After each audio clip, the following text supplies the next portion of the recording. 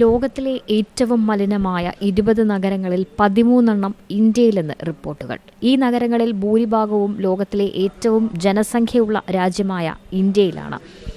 മറ്റ് 4 അയൽരാജ്യമായ പാകിസ്ഥാനിലും ചൈനയിലും കസാക്കിസ്ഥാനിലുമാണ്.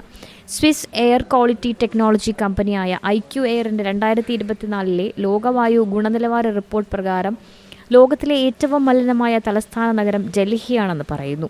ഫരീദാബാദ്, ലോണി, ഡൽഹി, ഗുരുഗ്രാം, നോയിഡ, ഗ്രേറ്റർ നോയിഡ എന്നീ 6 നഗരങ്ങളും പട്ടികയിലുണ്ട്.